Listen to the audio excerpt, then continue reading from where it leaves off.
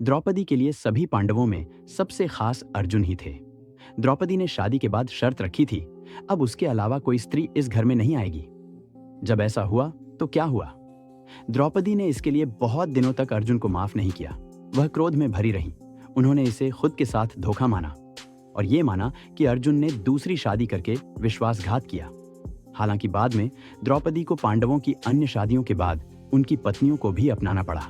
अर्जुन ने जब स्वयंवर में द्रौपदी को वरण किया तो कुछ ऐसे हालात बने कि उन्हें पांचों पांडव भाइयों की पत्नी बनना पड़ा। द्रौपदी ने इस हालत के साथ भी किसी तरह समझौता कर लिया, लेकिन तब वह तिल मिला गई जब अर्जुन ने उसके बाद 3 शादियां की। खास तौर पर वह सुभद्रा को ब्याह करके घर ले आए।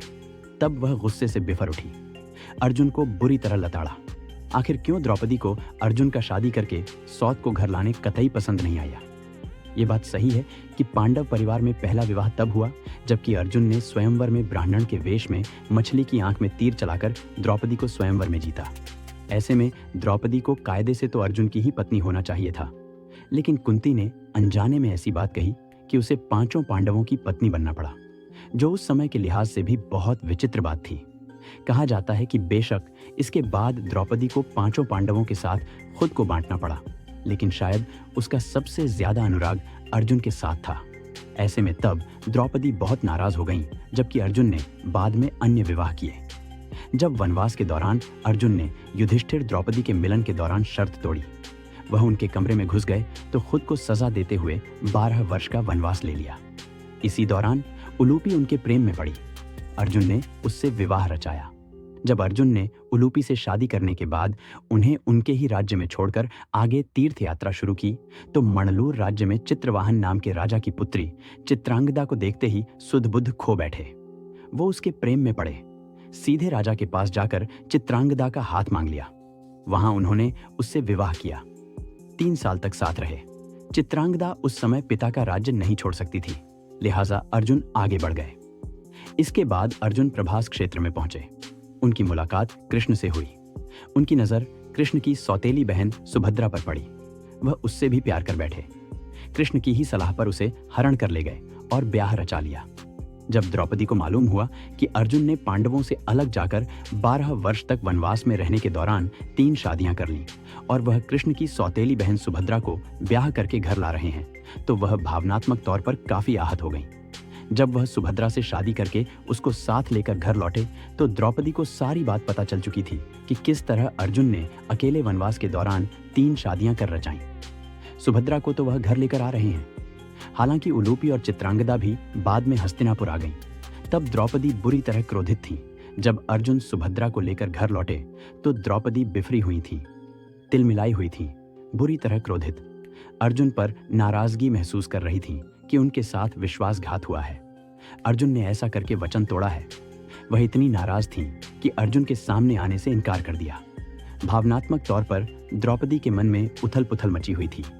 द्रौपदी को सुभद्रा से विवाह करने के अर्जुन के निर्णय से विश्वासघात इसलिए महसूस हुआ क्योंकि जब वह शादी करके पांडवों के घर में आईं तो उन्होंने पहले ही ये शर्त रखी थी कि अब उनके अलावा कोई अन्य महिला भाइयों के साथ घर में नहीं रहेगी। पर यह वचन तो उसी शख्स ने तोड़ दिया जिसे वो सबसे ज्यादा चाहती थीं। बाद में अन्य पांडव भाइयों ने भी इस वचन को चकनाचूर किया। द्रौपदी क्रोध में कांपती रहीं। अर्जुन पर वादा तोड़ने का आरोप लगाया। अर्जुन ने उनकी अपेक्षाओं को तोड़ा तो दिल पर गहरी चोट लगी। मन आक्रोश से भरा हुआ था। उनका मानना था कि अर्जुन के साथ उनका बंधन खास और अभिन्न है। अब वह भावनात्मक पीड़ा अनुभव कर रही थी। उन्होंने हमेशा अर्जुन का पक्ष लिया, उन्हें पांडवों में अपना सबसे करीबी माना।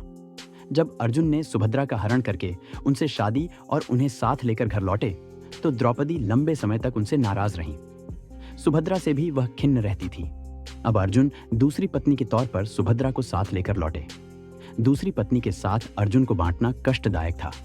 उन्हें यह भी लगा कि इससे परिवार के भीतर उनकी सुरक्षा और स्थिति को खतरा हो गया। द्रौपदी को बड़े नुकसान का एहसास हुआ। कहां वह अर्जुन से 12 सालों तक अलग रहने की वजह से उनके लिए तड़पती थी। अब तो अर्जुन ने इससे कहीं ज्यादा पीड़ा से भर दिया। द्रौपदी मजबूत चरित्र की थी, जबरदस्त दृढ़ता वाली स्त्री।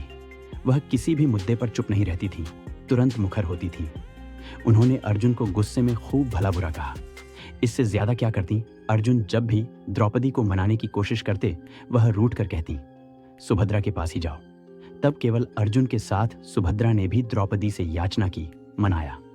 सुभद्रा को कहना पड़ा, मैं तुम्हारी दासी हूं। शायद इससे द्रौपदी का गुस्सा हल्का पड़ा।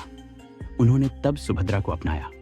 बेशक द्रौपदी लंबे समय तक अर्जुन से नाराज रहीं, लेकिन उन्होंने किसी तरह उन्हें मनाया। फिर सुभद्रा और द्रौपदी के बीच रिश्ते सामान्य हो पाए। व्यास की महाभारत में द्रौपदी को स्थिति को शालीनता से संभाला गया है। हालांकि उन्होंने अर्जुन को तुरंत माफ नहीं किया। बाद में द्रौपदी और सुभद्रा अच्छी सहेलियां बन गईं, बहनों की तरह एक दूसरे से जुड़ गईं। द्रौपदी सुभद्रा और अर्जुन के बेटे अभिमन्यु को अपने बच्चे की तरह प्यार करती थीं। जब पांडव पांसे का खेल हारने के बाद वनवास पर चले गए, तो सुभद्रा ने द्रौपदी के बच्चों की देखभाल की। बाद में युधिष्ठिर से लेकर दूसरे पांडवों मसलन भीम, नकुल और सहदेव सभी ने शादियां की, लेकिन दूसरे पांडव भाइयों की शादियों पर द्रौपदी ने उस तरह से नाराजगी नहीं जाहिर की। द्रौपदी का दर्जा हमेशा मुख्य रानी का बना रहा। जब युधिष्ठिर महाभारत का युद्ध होने के बाद राजा बने, तो मुख्य रानी होने के नाते द्रौपदी उनके साथ सिंहासन पर बैठती थी। समय के साथ द्रौपदी के रिश्ते अर्जुन की अन्य पत्नियों उलूपी और चित्रांगदा से बेहतर हो गए। सभी उन्हें समुचित सम्मान देती थीं। उन्होंने पांडवों की सभी पत्नियों को विस्तारित परिवार के हिस्से के रूप में स्वीकार किया, ठीक उसी तरह जैसे अर्जुन की शादी के बाद सुभद्रा को स्वीकार किया। युद्ध के बाद 15 वर्षों तक द्रौपदी और अन्य पांडव पत्नियों ने मिलकर हस्तिनापुर में अंधे राजा धृतराष्ट्र और उनकी पत्नी गांधारी की देखभाल की। जब पांडव हिमालय की अपनी अंतिम यात्रा पर निकले, तो द्रौपदी उनके साथ चली गईं। कुछ अन्य पत्नियां वहीं रुक गईं।